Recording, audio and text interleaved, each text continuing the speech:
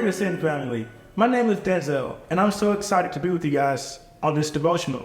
Today I'm going to be reading from Psalms 139, verses 8 through 13. If I ascend to heaven, you are there. If I make my bed in Sheol, you are there. If I take the wings of the morning and dwell in the uttermost parts of the sea, even there your hand shall lead me, and you in your right hand shall hold me. If I say, surely the darkness shall cover me, and the light about me be night, even the darkness is not to you.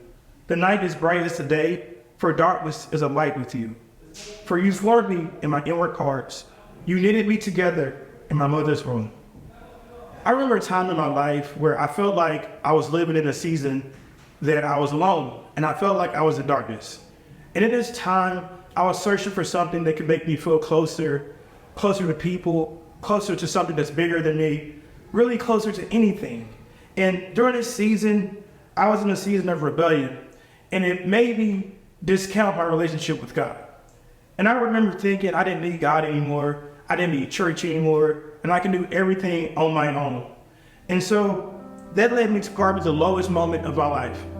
And I felt depressed, I felt lonely, and I was having these thoughts of darkness and evil things. But I remember God started working on me, and He challenged me. He challenged me to try Him, to find Him.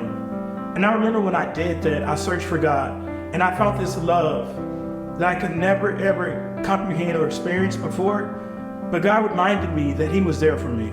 God reminded me that He loved me and He cared for me. And then God gave me this revelation about His love and how powerful His grace is, and that I can always seek His face. I can always search for Him.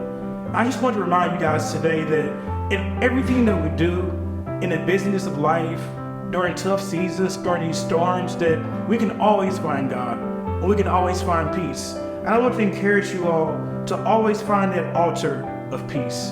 And once you find that altar of peace, let that be your guiding factor.